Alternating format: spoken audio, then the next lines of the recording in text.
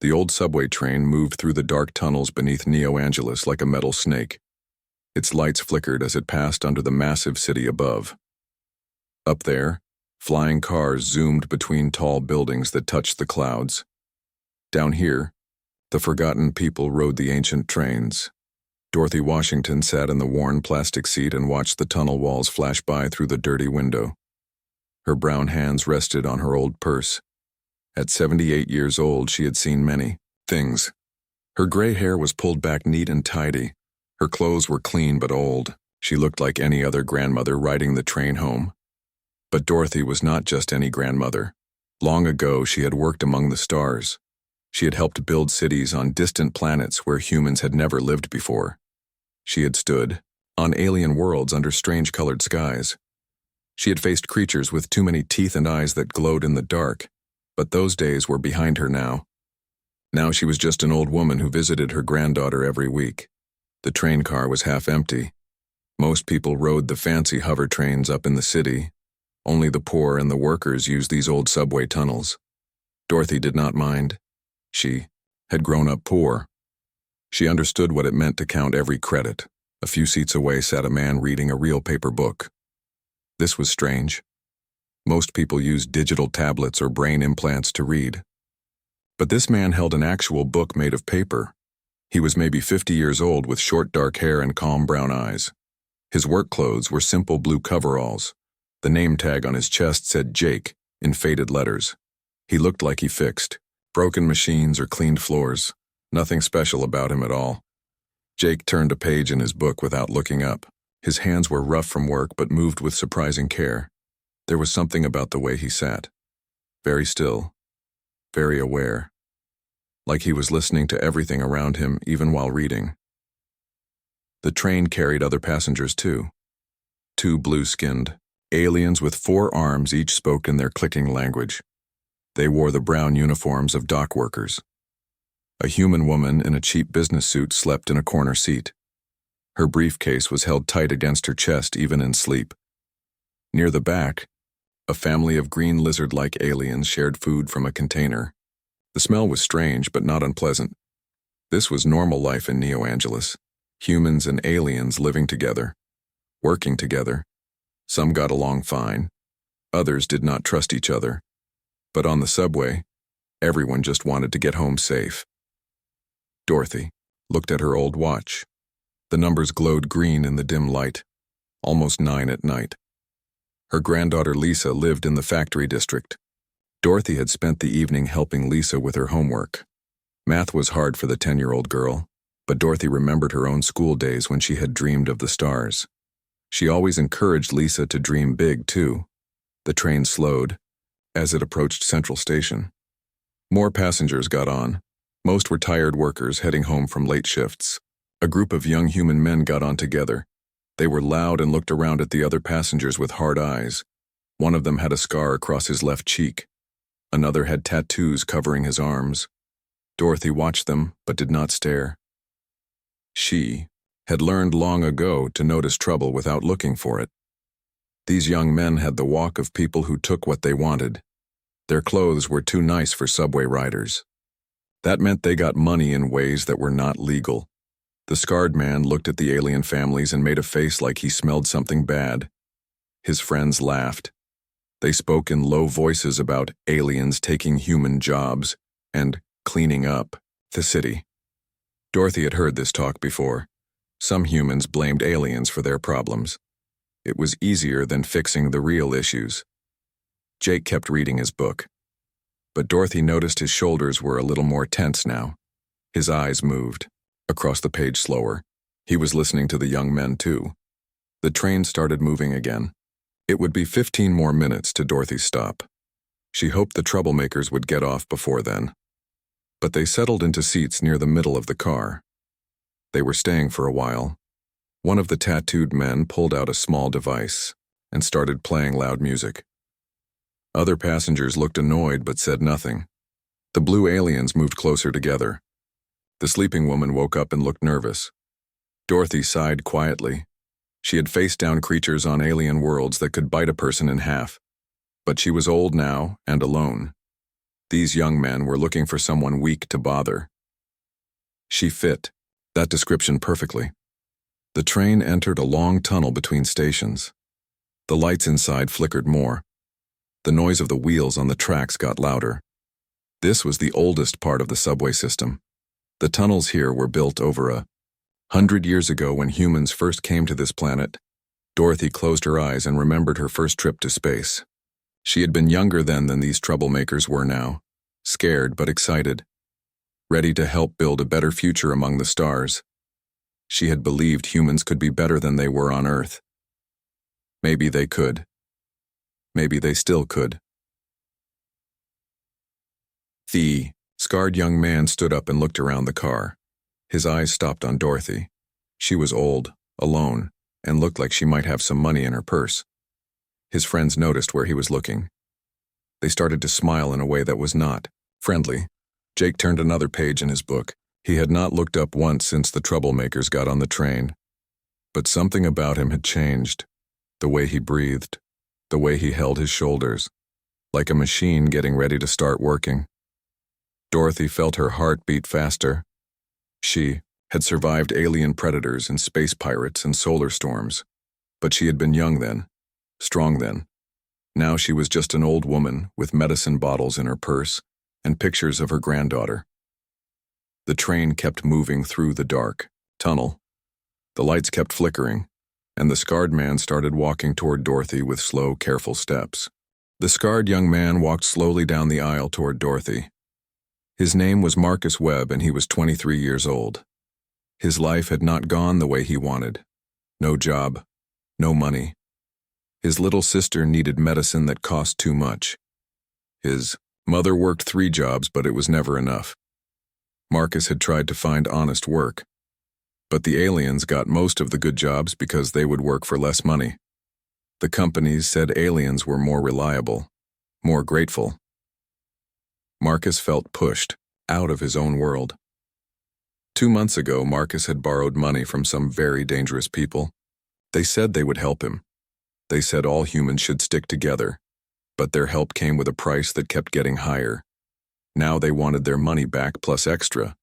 If Marcus could not pay, bad things would happen to his family. So, here he was looking at an old woman who might have enough credits in her purse to save his sister's life. Marcus did not want to be a thief, but he was out of choices. Dorothy watched him come closer. She had seen this look before on desperate people across the galaxy. Hunger, fear, the wild look of someone with no way out. She felt sorry for him, even as her heart beat faster. The train rocked as it moved through the old tunnel. The lights flickered on and off. In the dim light, Marcus looked younger. Just a scared boy trying to survive in a city that did not care about him. But Dorothy was still alone and old and far from help. Marcus stopped in front of her seat. He looked down at her with eyes that were trying to be hard, but could not hide the fear underneath. "Give me your purse, old lady," he said in a low voice. The other passengers looked away. This happened all the time on the lower-level trains. Nobody wanted to get involved. The alien dock workers moved to the far end of the car. The human woman, in the business suit, pretended to sleep harder. Even the lizard family pulled their children closer and looked at the floor. Dorothy looked up at Marcus with steady eyes. "No," she said quietly. Marcus blinked. He had expected her to be scared, to cry and hand over her money. Old people were supposed to be easy targets, that was what everyone said. "I said, give me your purse," Marcus repeated, louder this time. His voice cracked a little. "I don't want to hurt you, but I will." Dorothy kept looking at him. On the planet, Kepler 442b, she had stared down a pack of razor wolves while protecting a survey team. The creatures had been twice the size of Earth wolves with teeth like knives, but she had not backed down then either. "I heard you the first time, young man," Dorothy said calmly. "And I said no. This purse has my medicine money in it. I need that money to stay alive." Marcus felt panic rising in his chest. This was not going right. The old woman was supposed to be afraid. She was supposed to give him what he wanted so he could go home and forget this ever happened. "Look, lady, I don't care about your medicine," Marcus said. His hands were shaking now. I got problems too, big problems. So just give me the purse and nobody gets hurt. Dorothy saw the desperation in his eyes. She had been young once too. She had made mistakes. But she had also learned that giving in to bullies only made them stronger. "What's your name?" she asked. Marcus was confused.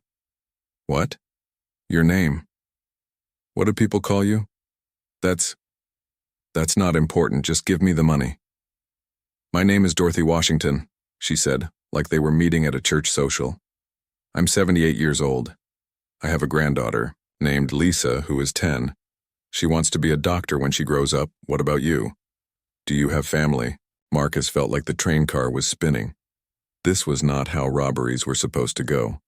The old woman was talking to him like she cared about his answers, like he was a person instead of just a threat. "Stop talking," Marcus said. "Just stop talking and give me your money." But Dorothy kept looking at him with kind eyes. The same eyes that had comforted scared colonists on alien worlds. The same eyes that had looked at her granddaughter when Lisa was afraid of the dark. "You don't want to do this," Dorothy said softly. "I can see it in your face. You're not a bad person. You're just scared." Marcus felt tears starting to come. He blinked them back hard. "You don't know anything about me, old lady. You don't know what I've been through." "No, I don't," Dorothy agreed. "But I know you're hurting. And I know taking my medicine money won't fix whatever is wrong in your life." The train car was very quiet now, except for the sound of wheels on tracks. Even the loud music had stopped. Everyone was watching, but pretending not to watch. Jake had not looked up from his book even once, but his hand had moved closer to the bookmark ribbon. His breathing was slower and deeper, like he was getting ready for something. Marcus reached into his jacket and pulled out a plasma cutter. It was a tool for cutting through metal, but it could cut through flesh just as easily. The blue light hummed as he turned it on. The alien passengers moved even further away. The woman in the business suit made a small, scared sound. One of the lizard children started to cry. "I'm not playing games," Marcus said. The plasma cutter shook in his hand. "Give me the purse right now or I'll take it anyway." Dorothy looked at the tool that could kill her in seconds. She had faced weapons before. Alien energy rifles, human military lasers, plasma cannons on pirate ships. But she had been wearing armor then, had backup, had weapons of her own. Now she just had her words and whatever strength was left in her old bones. "All right," Dorothy said slowly. She reached for her purse strap. Marcus felt relief flood through him. Finally. It was almost over. He could take the money and run and maybe save his family. But as Dorothy lifted her purse, she looked Marcus right in the eyes. "Before I give this to you, let me ask you something. After you take an old woman's medicine money, what kind of person will you be tomorrow?" Marcus hesitated. The plasma cutter wavered in his grip, and in that moment of hesitation, Jake finally looked up from his book. Jake closed his book with a soft sound. The paper pages whispered against each other as he marked his place with the ribbon bookmark. He had been reading the same paragraph for the last 5 minutes without seeing the words. His attention had been on the young man with the plasma cutter and the brave old woman who refused to give up. Jake stood up slowly. His movements were smooth and quiet like water flowing downhill. The other passengers did not notice him at first. They were all watching Marcus and Dorothy with wide, frightened eyes. "Son," Jake said in a calm voice that carried through the train car. "You don't want to do this." Marcus spun around fast. The plasma cutter in his hand swung wide, its blue light cutting through the dim air. Marcus had been so focused on Dorothy that he had forgotten about the other passengers. Now this maintenance worker was standing up and talking to him like they were old friends. "Stay back," Marcus said. His voice was higher now, more scared. "This is none of your business, old man. Just sit down and mind your own problems." Jake took one step forward, then another. His work boots made no sound on the metal floor of the train car. He kept his hands at his sides where Marcus could see them. No sudden movements. No threats. "I'm making it my business," Jake said. His voice was still calm, but there was something underneath it now. Something that made the hair on the back of Marcus's neck stand up. That lady doesn't deserve what you're doing to her. Marcus pointed the plasma cutter at Jake. The blue light reflected off Jake's face, but his expression did not change. He looked sad more than anything else, like he had seen this scene too many times before. "I'll cut you," Marcus said. "I swear I will. I don't care if you're just some janitor. I'll burn you right here in front of everyone." "I know you will," Jake said. "If you think you have to. But before you do that, let me tell you something about plasma cutters." Jake took another step forward.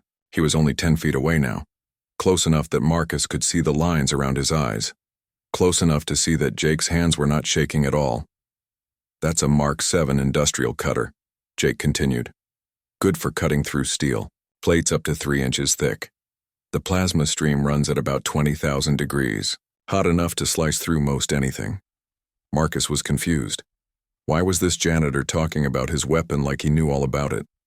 "So what?" Marcus said. "So the thing about plasma cutters is they work best when you hold them steady," Jake said. "When your hands shake, the cut gets messy, uneven.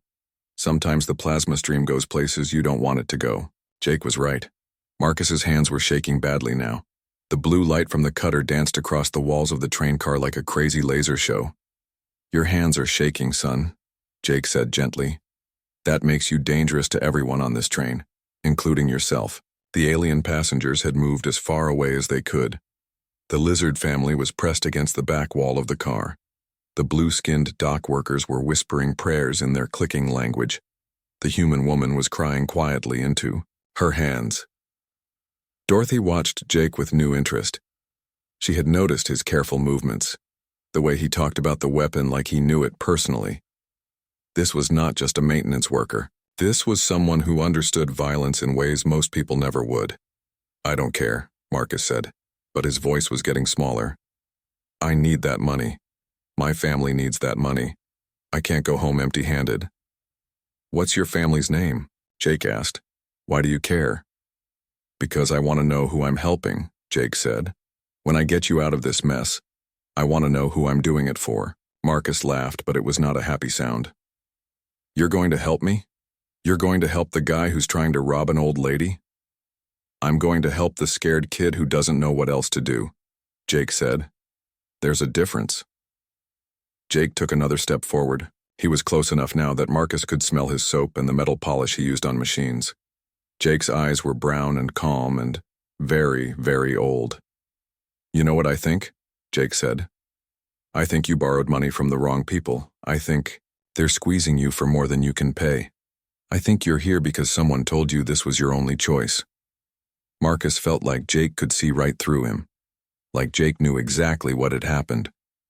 "How did you—" "Because I've seen it before," Jake said. "Lots of times. Young people get desperate.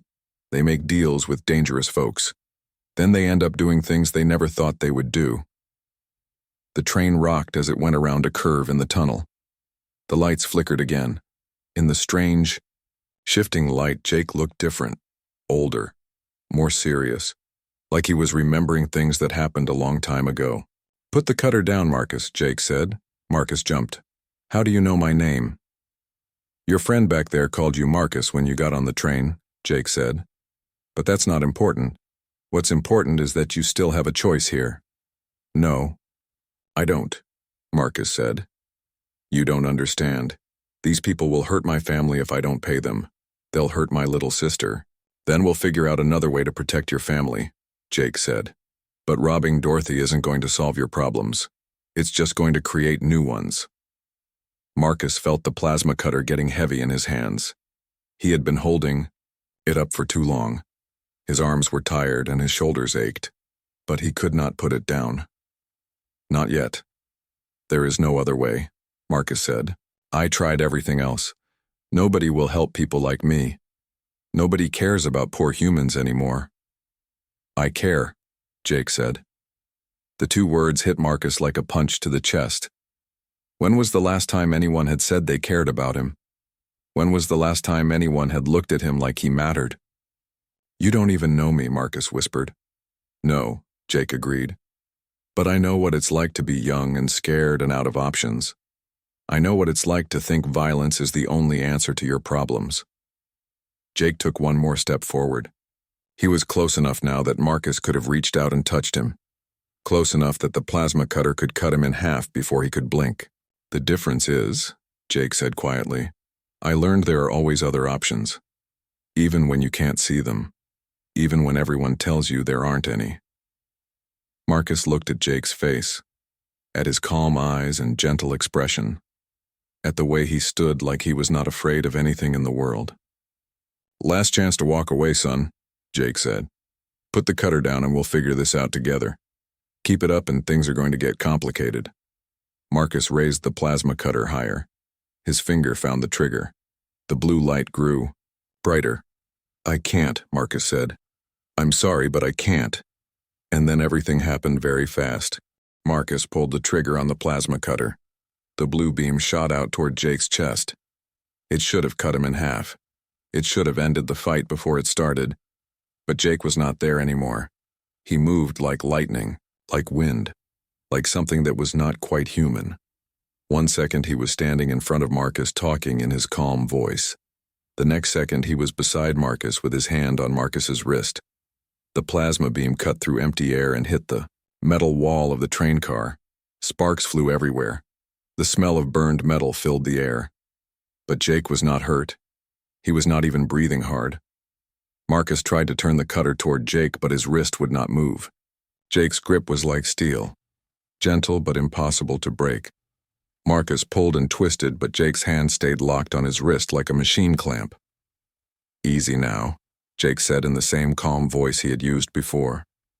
Don't hurt yourself. Marcus tried to hit Jake with his other hand. Jake caught that wrist too without even looking. Now Marcus was trapped with both hands held by this strange janitor who moved like a ghost. The other passengers stared with their mouths open. The blue aliens were clicking to each other in excited voices. The lizard family was hugging each other and pointing. Even the sleeping woman was wide awake now, watching everything. Dorothy sat forward in her seat. She had seen many things in her long life, but she had never seen anyone move like Jake just did. It was not normal human speed, it was something else, something trained, something deadly. Let me go, Marcus said. He was breathing hard now, sweating. The plasma cutter was still buzzing in his hand, but he could not point it at anything dangerous. In a minute, Jake said. First, we need to turn this thing off before someone gets hurt. Jake did something with his fingers. Marcus felt pressure on his wrist in just the right spot. His hand opened by itself. The plasma cutter fell to the floor of the train car with a clatter. Jake kicked it away from both of them. Marcus stared at his own hand. He had not wanted to let go of the weapon, but his fingers had opened anyway. Like Jake had pressed some secret button that controlled his muscles. How did you do that? Marcus asked. Pressure points, Jake said. Your body has spots where a little pressure in the right place can make muscles do what you want. It's not magic, just anatomy. Jake let go of Marcus's wrists and stepped back. Marcus rubbed his hands where Jake had held them. There were no marks. No bruises. Jake had been gentle even while stopping him completely. Are you some kind of cop? Marcus asked. No, Jake said. I fix machines, clean things up, nothing special. But everyone on the train knew that was not true. Machine repairmen did not move, like Jake had moved. They did not know pressure points and nerve clusters. They did not stay calm when someone tried to kill them with a plasma cutter. One of the blue aliens stood up. He was tall and thin with 4 arms and big yellow eyes that seemed to see everything. His English was good, but had a strange accent. That was military combat technique, the alien said. Very advanced, very precise. I have seen such training only once before.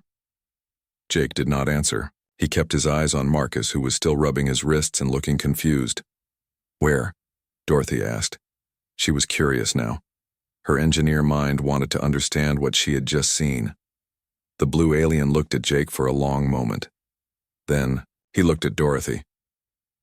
During the war with the Centauri Federation, 20 years ago, I was communications officer on cargo ship. We were attacked by human boarding party. The alien's voice got quieter, more respectful. Human soldiers moved, Like this one, like water, like death itself. We surrendered very quickly. It was wise choice. Jake picked up the plasma cutter from the floor. He turned it off and checked to make sure it was safe. Then he handed it back to Marcus. Everyone gasped. Even Dorothy looked surprised. "Why are you giving that back to me?" Marcus asked. "Because it's yours," Jake said. "And because I trust you not to use it wrong." Marcus stared at the tool in his hands. It felt different now. Heavier. Like it was more dangerous than before, even though nothing had changed about it. "I tried to kill you," Marcus said. "No, you didn't," Jake said. "You tried to scare me. There's a difference.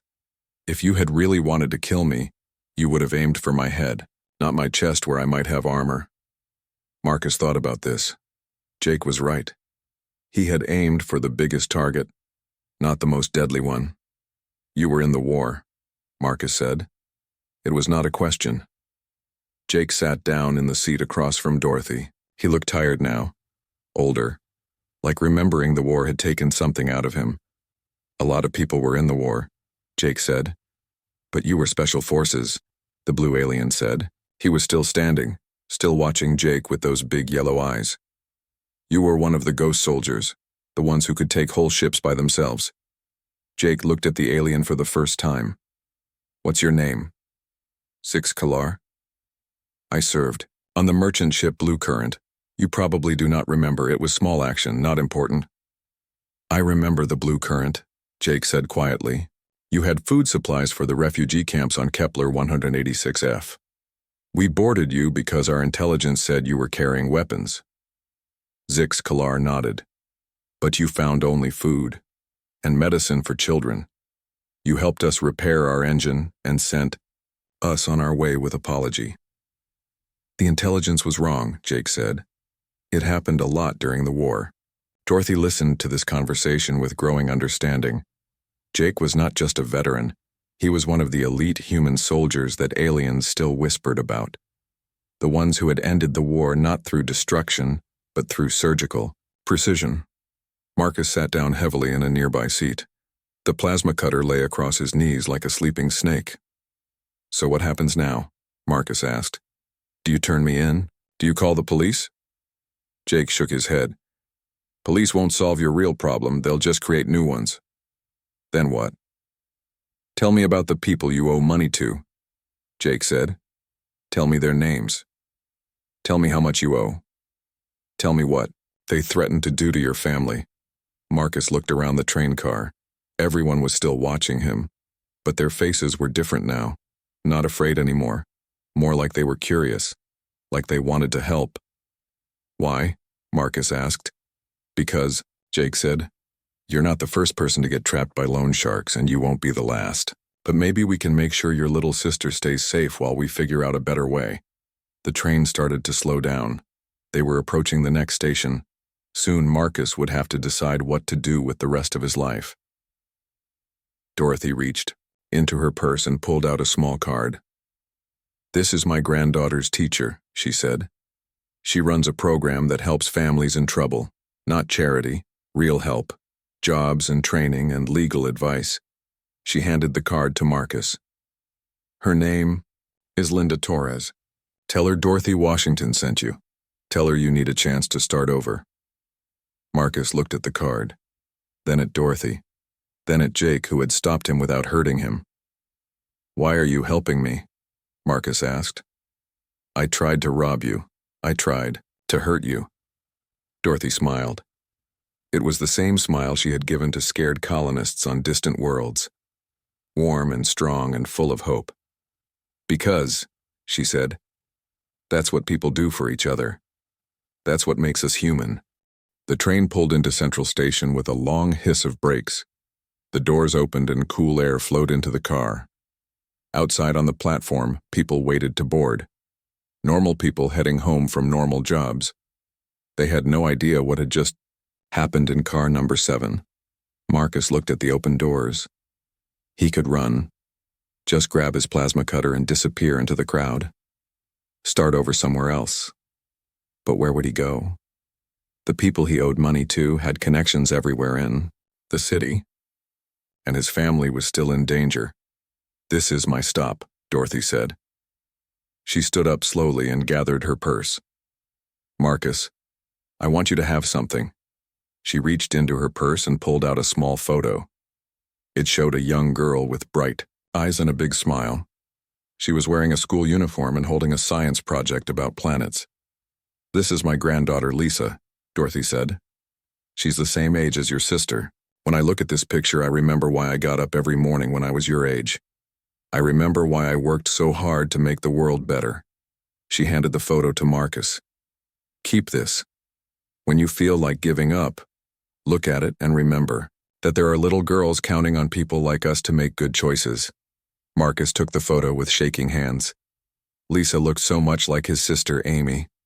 Same hopeful eyes, same dreams of a better future. "I don't know if I can do this," Marcus said quietly. "I don't know if I'm strong enough to fight these people." "You don't have to fight them," Jake said. "You just have to be smarter than them."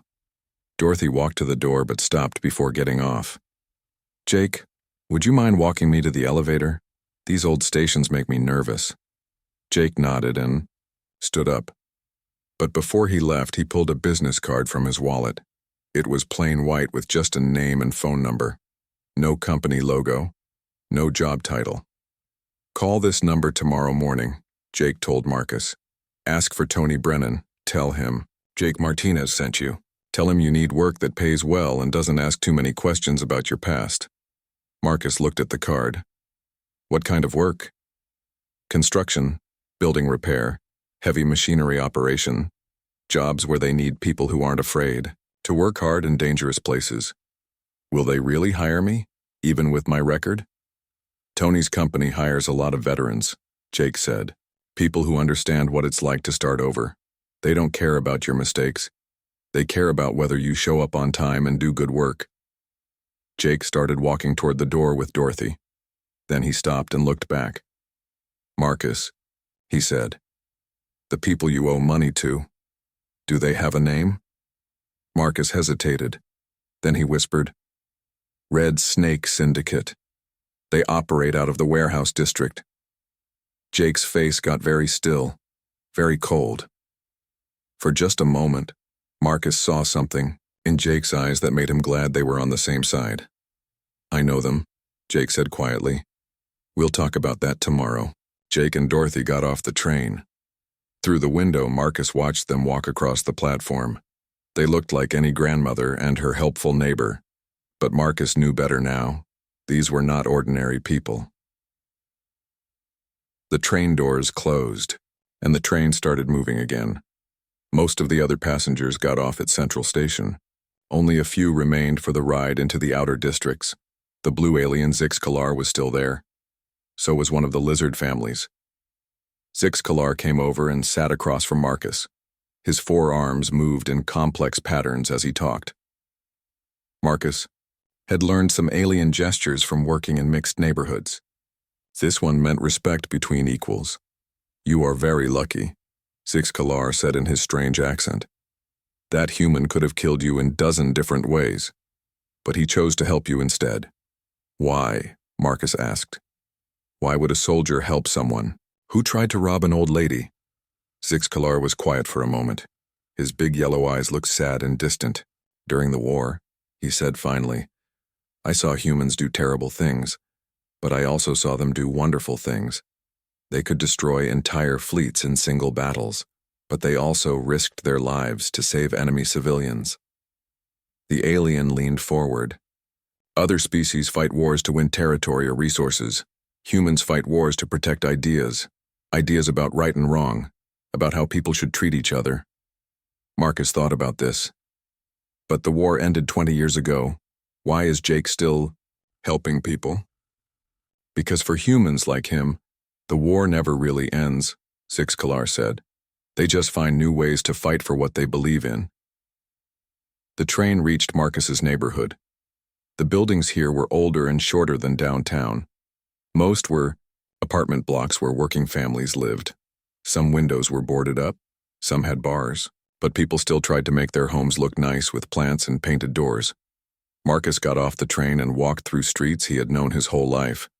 But everything looked different now. He had left his house that morning as a desperate, young man with no choices. He was coming home as someone who had been given a second chance. His apartment building was at the end of Pine Street, 5 stories tall with narrow hallways and thin walls. His family lived on the 3rd floor in 2 small rooms. It was not much, but it was home. Marcus climbed the stairs slowly. He could hear his little sister coughing through the door of apartment 3B. Amy's cough had been getting worse for weeks. The medicine she needed cost more than his mother made in a month. Marcus knocked softly on the door. His mother, Elena, opened it. She was 42 but looked older. Work and worry had added lines to her face and gray streaks to her black hair. "Marcus," she said, "you're home early. Did you get the money?" Marcus looked at his mother's tired face, at the fear in her eyes. She knew what he had gone out to do. She had not wanted him to do it, but she was as desperate as he was. "No, Mom," Marcus said. "I didn't get the money, but I think I found something better." He showed her the business card Jake had given him. Then he told her about Dorothy and the teacher who helped families in trouble. He told her about Jake's offer of real work with good pay. Elena listened, with growing hope in her eyes. "Do you really think they'll help us?" she asked. "I think they already are," Marcus said. From the bedroom came the sound of Amy coughing again. She was only 8 years old, but she was already braver than Marcus had ever been. She never complained about being sick, never asked why she could not play outside like other children. Marcus went to her bedside and sat down. Amy opened her eyes and smiled at him. Even sick, she had the brightest smile in the world. "Hey, big brother," she whispered. "Did you have a good day?" Marcus thought about everything that had happened, about how close he had come to becoming someone he did not want to be, about the people who had saved him from himself. "Yeah, Amy," he said, "I had a very good day, and I think tomorrow is going to be even better." He pulled out the photo Dorothy had given him and showed it to Amy. "This is Lisa. She's your age, and she wants to be a doctor when she grows up. Just like you." Amy looked at the photo with bright, curious eyes. "She looks nice," Amy said. "Maybe someday we can be friends." "Maybe we can," Marcus said. "Maybe we can." 3 weeks later, Marcus Webb walked through the doors of Central Station with a lunchbox in his hand and work boots on his feet. His first day at Tony Brennan's construction company had turned into 3 weeks of steady work. Good work. Honest. Work that paid enough to buy medicine for Amy and food for the family. The Red Snake Syndicate had stopped coming around after the first week. Marcus never found out exactly what happened. All he knew was that one day they were threatening his family and the next day they were gone. When he asked Jake about it, the older man just smiled and said, "Sometimes problems solve themselves." Marcus had learned not to ask too many questions about Jake Martinez. The subway platform was busy with evening commuters. Marcus walked to the same car where everything had changed 3 weeks ago. Car number 7. He had been riding this train every day since he started work, but tonight was different. Tonight he was meeting someone. Dorothy Washington was already sitting in her usual seat. She had a small gift bag beside her and was reading a book about space exploration. When she saw Marcus, she smiled and waved him over. "How was work today?" she asked as Marcus sat down. "Good," Marcus said. "We finished the foundation for a new apartment building. Tomorrow we start on the walls." "That's wonderful. You look different, happier." Marcus did look different. The desperate fear had left his eyes. His shoulders were straighter. He looked like a young man with a future instead of a young man with no hope. "I brought something for Amy," Dorothy said. She handed Marcus the gift bag. "It's from my granddaughter, Lisa. She wanted to send something to her new friend." Marcus opened the bag and found a small tablet computer with a note attached. The note was written in a child's careful handwriting. "Dear Amy," Marcus read out loud. "My grandmother told me, you want to be a doctor like me. I loaded this tablet with all my favorite science videos and medical textbooks for kids. I hope you like them. Maybe we can video chat sometime and study together. Your friend, Lisa." Marcus felt his eyes getting watery. He blinked hard and cleared his throat. She didn't have to do this, he said. She wanted to, Dorothy said. Lisa is excited to have a friend who shares her dreams, and I'm excited to watch both girls grow up to change the world. The train pulled away from the station and entered the tunnel system. Marcus looked around the car. Some of the same passengers were there. The blue alien Zix-Kalar was reading a technical manual. The lizard family was sharing dinner. A few new faces, too.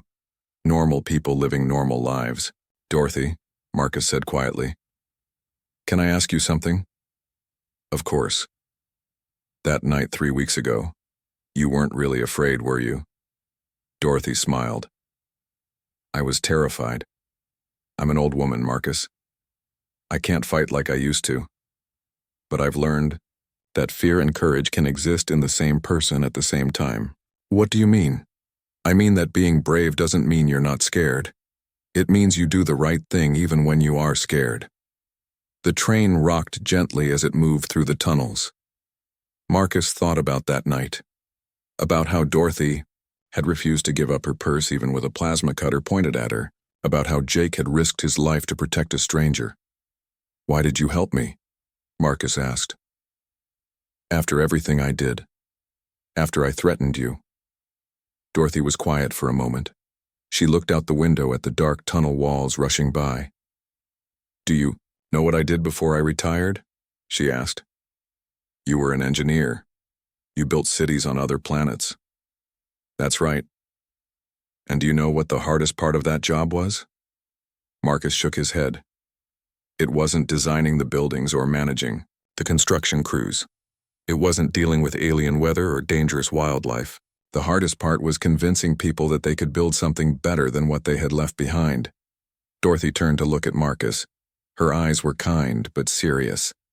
Every colony started with people who had made mistakes, people who were running from something, people who had lost hope. My job was to help them see that their past didn't have to define their future. And you think I can build something better? I know you can. You already are. The train began to slow as it approached Dorothy's stop. She gathered her purse and stood up slowly. There's something else, she said. Linda Torres, the teacher I told you about. She wants to meet with your mother tomorrow. She thinks she can get Amy into a special medical program. Free treatment with the best doctors in the city. Marcus felt like he couldn't breathe. Are you serious? Very serious. The program is funded by a private foundation.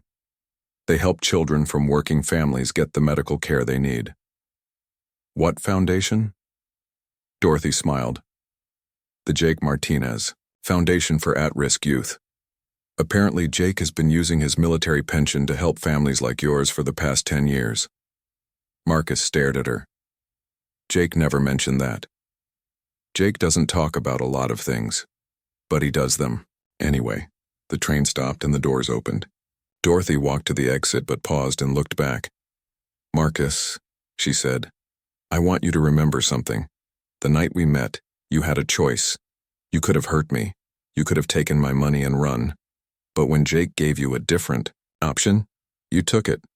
That tells me everything I need to know about who you really are. Dorothy stepped off the train and waved goodbye through the window. Marcus waved back, holding the gift bag carefully in his hands. As the train pulled away from the station, Zix-Kalar looked up from his technical manual. Your friend is wise, the alien said. She understands something important about humans. What's that? Marcus asked. That you are most dangerous when you are protecting each other. Not when you are fighting enemies, but when you are saving friends. Marcus thought about this as the train carried him home. He thought about Dorothy risking her safety to teach him a lesson about courage, about Jake using his deadly skills to protect an old woman and help a desperate young man, about Lisa sharing her dreams with a sick girl she had never met. The train reached Marcus's neighborhood and he got off.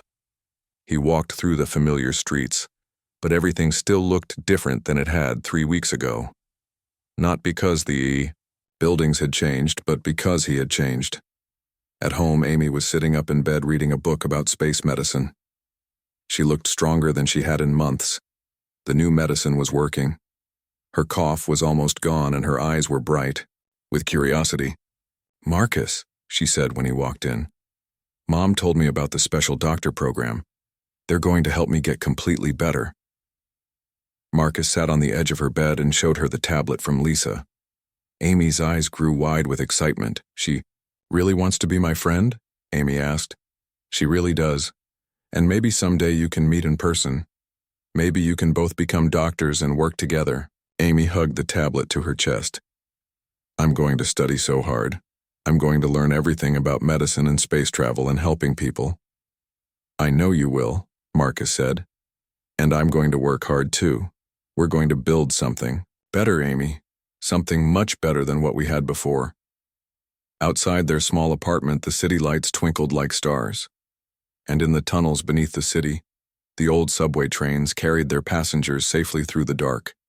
Each car full of ordinary people doing extraordinary things for each other, just like humans always had, just like humans always would.